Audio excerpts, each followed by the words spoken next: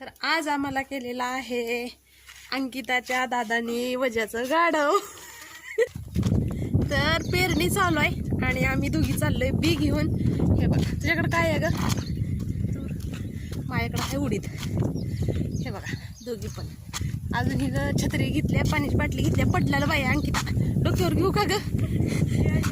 ही आता तिसरी वेळ आहे आमची सकाळपासून. हा बाई. तर हे बघा पूर्ण दीदीनं पूजा केलेली आहे. रांगोळी पण तिनंच काढलेली आहे. तर मला आज हे हिचे फुलं लय आवडले. ते हे बघा मी पण असे काढते, ते माझे बघूनच शिकले. पण तिला रांगोळी जमत नव्हती, हळूहळू ती रांगोळी शिकते. तर कशी झालेली आहे देवपूजा आणि रांगोळी कमेंट करून नक्की सांगा. दीदी पण कमेंट वाचते. हॅलो नमस्कार, स्वागत आहे तुमचं माझ्या मराठी ब्लॉग चॅनलमध्ये. आजचा ब्लॉग खूप छान होणार आहे. सकाळपासून मी सुरुवात करते. तर आज सगळ्यात अगोदर तुम्हाला माझी देवपूजा दाखवते, जी केलेली आहे माझ्या लेकीनं. तर चला पाहूया.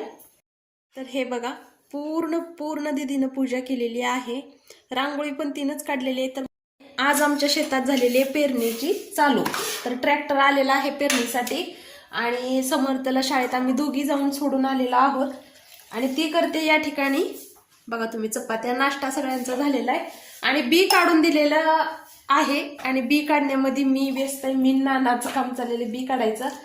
आणि ही करते स्वयंपाक, सकाळच्या चपात्या करते. भाजी करून मी परत किंवा करते ती पण भाजी. आणि चला आपण आता शेतात जाऊया. काय काय पेरते कुठं ते तुम्हाला दाखवते. हे बघा मी आले रानात आणि आपल्या इथं तूर सोयाबीन पेरतोय. इथं बसलेले आहेत नाना, सगळं खत आणि बी आहे तिथं. तर हे पूर्ण जितकं काळं दिसते ना तिकडं तिथपर्यंत सगळं आपल्याला हे पेरायचं आहे. आता सुरुवात केलेली आहे सकाळ सकाळी.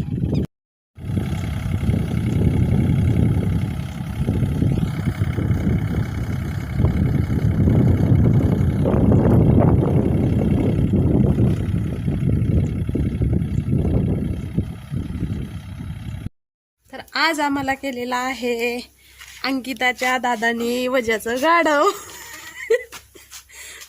तार लावाय पाहिजे की. तर पेरणी चालू आहे आणि आम्ही दोघी चाललोय बी घेऊन. हे बघा तुझ्याकडे काय आहे ग? माझ्याकडे आहे उडीद. हे बघा दोघी पण. अजून ही ग छत्री घेतल्या, पाण्याची बाटली घेतल्या. पडलेलं बाई अंकिता डोक्यावर घेऊ का ग? ही आता तिसरी वेळ आहे आमची सकाळपासून. हा बाई ही पडलं. हे बघा आमचं असं चाललंय. आता बी घेऊन चाललोय आम्ही. जायचंय कॅनलच्या वरच्या तुकड्यात पेरणी चालू आहे. काय मग गाढवाचं पिल्लू काय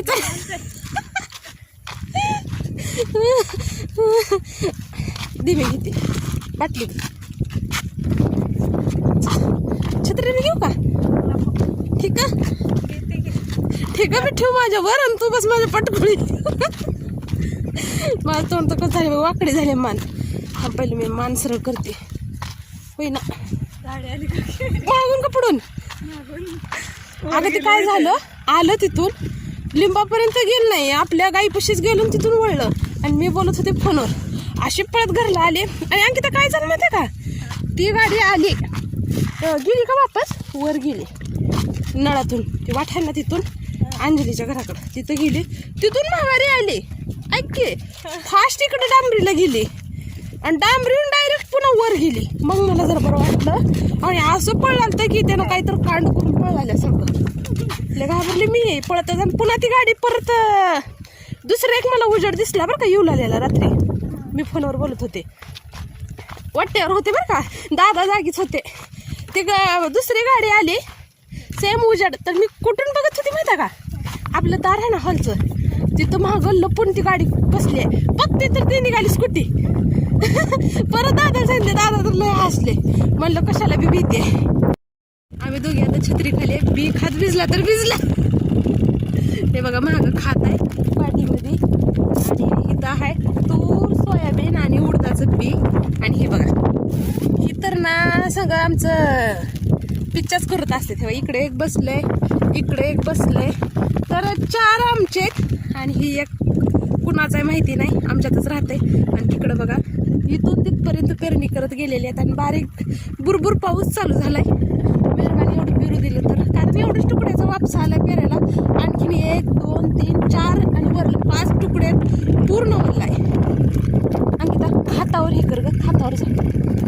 घरी, तुझ्या खाताला खातच पाणी होऊन जाईल.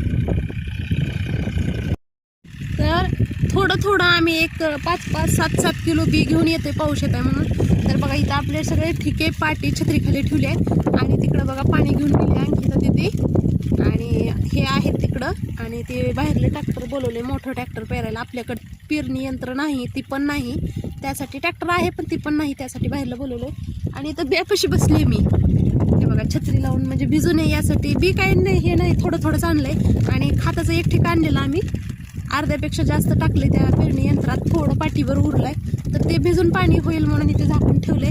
आणि बुरबुर पाऊस, तुम्ही बघा, हे बघा छत्री किती ओली झाले, आणि पावसात बसले मी.